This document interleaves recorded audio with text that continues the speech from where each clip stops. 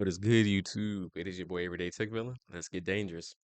All right, today's dangerous topic of discussion is how to avoid these job scams, right? My goal is to make this appear dangerous, right? How to stay out of stuff, how to avoid certain pitfalls, how to level up, how to upgrade, right? And this one of the things that can really hurt you. It's these job scams out here, and they frequent, they're everywhere. It's crazy, right? So, right into it. Indian scammers. We're just gonna jump straight into it. There's a lot of Indian scammers out there, so that's well known. That's not a secret in the job industry. It's not a racist thing. Oh no, you hate Indians. No, I don't hate Indians. Um, and they're the biggest at it, right? They're constant. They're persistent, right? Especially good old New Jersey numbers. It's always from New Jersey, right? Always from New Jersey. That's the ones I be getting from New Jersey. They always use a New Jersey phone number, and then they blow up your emails, right? And it's all they all send the same job description. Hey, we're looking for don't say the client, they'll just say a job, same generic job title, same job description, right? Try to get your credentials. You may be thinking at first, kind of fell for it, but didn't really fall for it. I'm like, man, hit up about I'm getting hit up about this job, this job. I'm like, okay, all right, look, I got some options, right? I give them my phone number, but really they're just looking to steal your information. Right, so I get on the phone with them, and then they're like, "Hey, so what's this? What's that? Hey, what's the last four of your social?" I'm like, "Last four of my social." I'm like, "Mm-mm." That's something I kind of fall for it. I'm like, "You already got my number, you already got my email, but when you start asking a little too personal, hey, what's your address? What's your social?"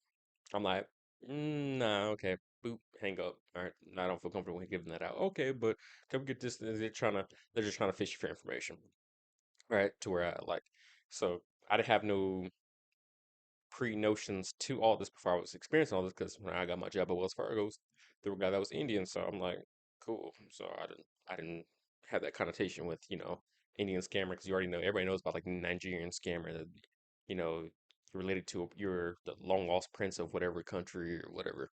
So with this, it's just slightly different to where like they gaslight you thinking, oh, dang, I'm qualified for this job title, this job title, this job title. So really trying to fish you for information, right? Some ask you for socials, so others want different information, and they will use your resume. And then the other type of scammers will, because ones that just want information, the other ones just want your resume, so that way they can fish for jobs using your resume, using your credentials for whatever reason. So I don't know all the in-depth details of all that, but they'll try to fish you out there, right?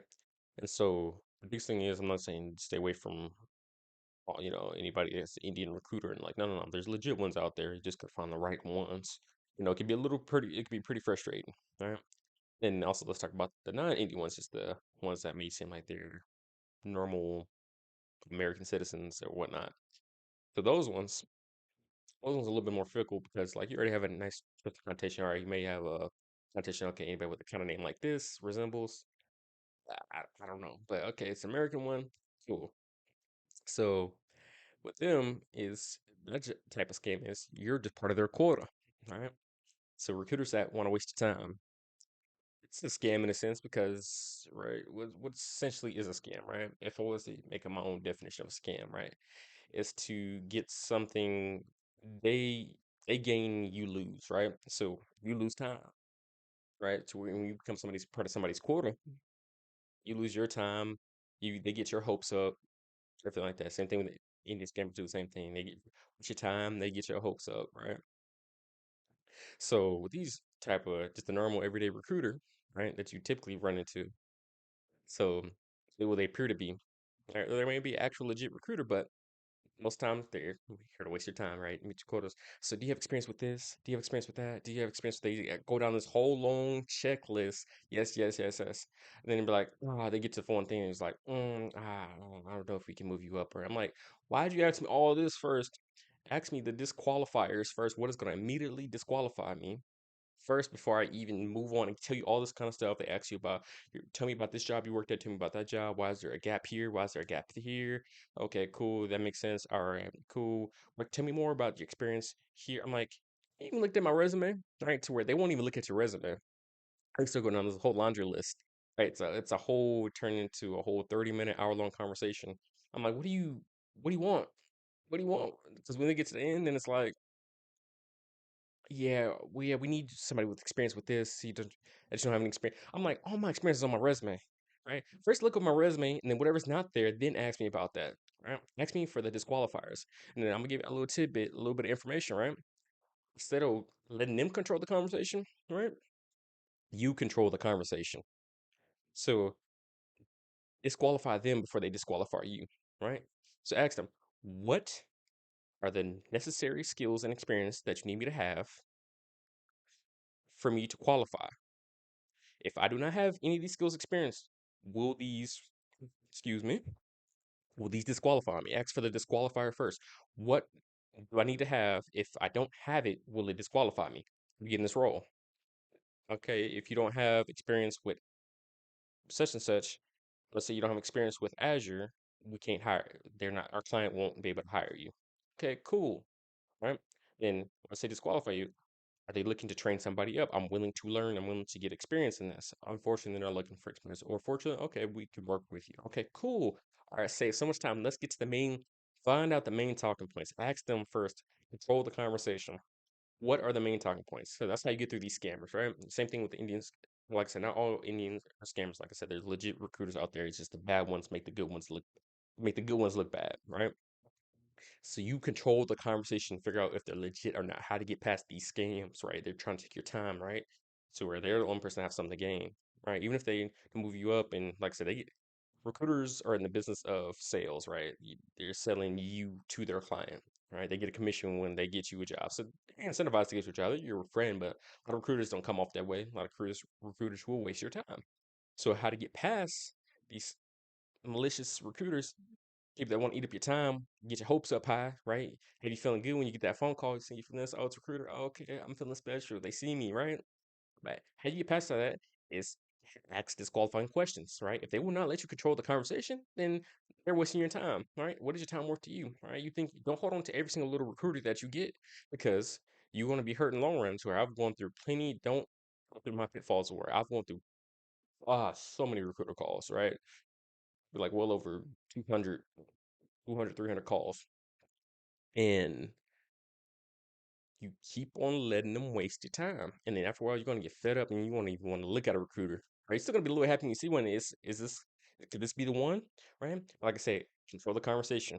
But if you're going to control the conversation, know what you're talking about. Because if you actually do come across a recruiter that's about their business, unlike these other ones that want to waste your time, like I said, unlike these other ones that want to waste your time, know how to control the conversation.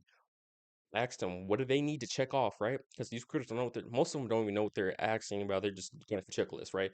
Instead of having to go down the whole laundry list and you having to explain yourself, explaining yourself over and over again, multiple times, many times to people, that stuff gets tiring, right? So you may see a celebrity on an interview and see how they kind of wig out on a question. They kind of go a little crazy, go a little on when you hear a certain question. Guess what? They're tired of answering that question. Guess what? You're being interviewed by the recruiter. That's what it's like to be your celebrity, right? You're famous. You're wanted, right? They see you have some kind of value. That's why they even hit you up, right? Qualify to some extent. So we keep on asking the same question, right? You're like a celebrity, and you kind of get a little irritated by that question. Now you know how the celebrity feels because you're tired of asking the same redundant question that you should be able to look. It's already on my resume, right? Make sure that's the whole point of having a resume, to where I will tell the recruiter, like, "Yeah, have you even looked at my resume? Have you reviewed it? If not, okay, cool. Then I'm gonna fully take over this conversation. All right, since you have not looked at my resume, I'm gonna fully take over this conversation. I'm gonna lead it because you have not done your due diligence, right? You have not done your due diligence. I'm gonna stop saying that because I'm getting choked up on it. But you have not done your due diligence. One more time. There we go. To check out my credentials, right? And then you ask me stuff, redundant stuff, right? That's right in front of you. Oh, what certification do you have? It's right here on my resume. What's your job experience? It's right here on my resume. What skills do you have? It's right here on my resume. And like, I shouldn't have to keep on telling you over and over again because you just want to be too lazy to even look at it. So the key thing is, if you're gonna ask me for my resume, you use my resume. And then on top of that, okay, let's say they have reviewed your resume, right? They actually are notable, right? Then you hold a conversation with them, right? But other than that, you need to make them qualified to you, make them respect you. Do not let them waste your time. For the ones that have qualified and have at least checked out your resume and do know what they're talking about, they brushed up on you because you could tell, like, you ever watched like a celebrity interview. and like the host doesn't know nothing about the celebrity they're interviewing, you kind of just like, so what movies have you been in? So it's like it's unentertaining. It's like it's dry on both ends. Both people are kind of like, ugh, I don't know this person, and the other person's like, dang, he didn't do nothing. He didn't look up nothing about me, right? So if they don't got the resume, then okay, that's kind of understandable. You know, they'll probably breeze through your LinkedIn a little bit, but other than that, if they have your resume, they don't touch it, then don't really mess with them. Then the ones that have, right, still ask this qualification. Okay, ask me the things. Let's talk about things that's not on my resume that the employer is looking for. I might have experience on it, but it might not have been a big enough impact for me to put it on my resume. But let's see if I do have experience with it, right? So then after that, still control the conversation, but right, but give a little bit more lead because, like I said, they done their homework. So, like I said, this is just a general gist of how to stop getting scammed by these recruiters, right? They're scamming your time. They're taking your time, energy, resources, and then really watch out for the ones that are trying to take your social. Recruiters do not ask for social security, right? Recruiters do not need your exact home. Some might ask for your address, but just giving them a general. Just give them your city. Right? I live in wherever, right? I live in Dallas, Texas. I live in St. Louis, Missouri. I live in Fort Lauderdale, Florida. I live in Sacramento, California, right? So just give them your general location, right? Do not give them your home address. If we live in an apartment, don't give them they don't need personal information, right? They don't not need the last four of your socials, right? They don't need anything that's really can easily identify you and can be put on the black web and used for identity fraud, right? Like I said, when I first started coming across the recruiters that were kind of asking this information, I'm like, I'm not giving you that. Why you asking for that? Then boom, get my accent. I'm like, oh, I started catching. I'm like, these are scammers. Like they're trying to really steal my whole identity out here. So I'm like, okay, let me, boom, okay, anybody ask for that? And another thing too is that they get super aggressive with you on the phone, right? That's another sign. I'm like, why you getting so aggressive? I'm like, mm, time waster, right?